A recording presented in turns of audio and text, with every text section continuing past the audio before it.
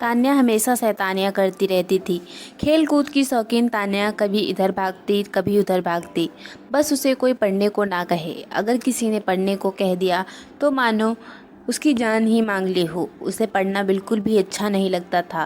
तान्या चाहती थी कि वह हमेशा खेलती कूदती रहे और उसकी माँ उसे रोज़ शाम को पढ़ने के लिए बिठा देती थी।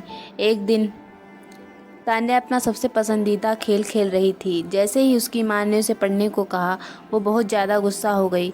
उसने सोचा कि अगर वह घर की सारी किताबें जला दे तो उसकी प्रॉब्लम हमेशा के लिए ख़त्म हो जाएगी। अगले दिन जब उसकी माँ घर पर नहीं थी, तान्या ने सारी किताबों में आग लगा दी। उस आग में एक लाल किताब भी थी। जैसे ही वह किताब जली, बिजली बहुत ज़ोर से कड़की और तेज हवाएं चलने लगीं। अचानक से एक लपट बाहर निकली जो धीरे धीरे एक औरत का रूप लेने लगी। तान्या उसे देखकर बहुत ज़्यादा डर गई। तभी अचानक वहाँ पर उसकी माँ आ गई और तान्या को एक थप्पड़ लगा दिया और तान्या की माँ तुरंत उसे पूजा वाले कमरे में ले गई। माँ ने तान्या को बताया कि जब वो लोग इस घर में रहने आए थे तब कुछ लोग कहते थे कि इस घर में एक चुड़ैल का साया है।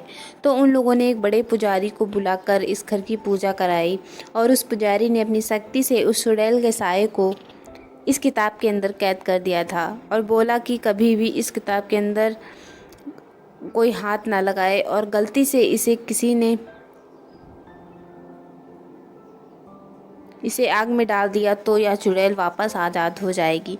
तान्या ये बात सुनकर डर गई और बोली, माँ अब क्या करें। तब माँ ने बोला, पुजारी जी उन्हें एक पवित्र जल दिए थे कि अगर ये चुड़ैल कभी गलती से बाहर आ भी जाए तो इसे जल को छिड़क कर उस चुड़ैल को फिर से कैद कर सकते हैं।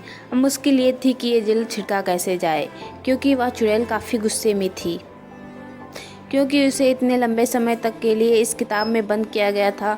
तभी अचानक वहाँ रोते बिलखते दो छोटे बच्चे आ गए और वो चुड़ैल उन बच्चों के पास शांति से खड़ी थी। माँ धीरे से कमरे में गई और उससे बाहर आई और उस चुड़ैल से बात करने की कोशिश करने लगी। जैसे उस चुड़ैल ने माँ को देखा, वह चुड़ैल माँ पर हमला करने के लिए भागी। माँ के हाथ में वो पवित्र जल था। उस जल को देखकर चुड़ैल डर गई और वहीं रुक गई और बोली, मेरे पर यह जल मत डालो, मेरे बच्चे फिर अकेले हो जाएंगे। माँ ने उस चुड़ैल को ध्यान से देखा और पूछा कि तुम्हारे साथ क्या हुआ था।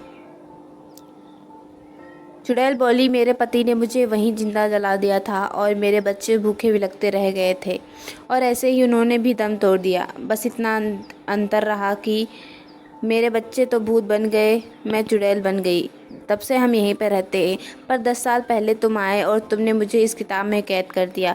आज मैं वापस आज़ाद हुई हूँ। मैं अपने बच्चों को वापस अकेला नहीं छोड़ना चाहती। माँ सोचने लगी कि अगर ये चुड़ैल ऐसी ही रही तो लोगों को नुकसान पहुँचाएगी। तभी चुड़ैल बोली कि तुम हम पर जल मत डालो, हमें मुक्ति दिला दो।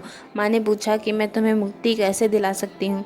चुड़ैल बोली कि तुम इस घर पीछे वाले नीम के पेड़ के नीचे एक हवन कराओ और मेरे बच्चों की आत्मा की मुक्ति के लिए प्रार्थना करो। माँ ने पूछा, ऐसा क्यों। चुड़ैल बोली कि मेरे पति ने मुझे यहीं जलाया था और अगर कोई उस पेड़ के नीचे हवन करता है और मेरे बच्चों की मुक्ति की प्रार्थना करता है तो हमें मुक्ति मिल सकती है। अगले दिन तान्या की माँ ने वहाँ पर एक छोटा सा हवन कराया जिसमें उन लोगों ने उस चुड़ैल और उसके बच्चों की मुक्ति के लिए प्रार्थना करी। इससे उस चुड़ैल और उसके बच्चों को मुक्ति मिल गई और वह हमेशा के लिए वहाँ से चली गई। और तान्या को भी ये बात समझ आ गई कि हमें ऐसी सारी किताबें नहीं जलानी चाहिए और हमें पढ़ना भी चाहिए, जिससे हम अच्छे और समझदार इंसान बने। आपको ये कहानी कैसी लगी कमेंट्स में ज़रूर बताइएगा और वीडियो को लाइक करें, चैनल को सब्सक्राइब करें। Thanks for watching.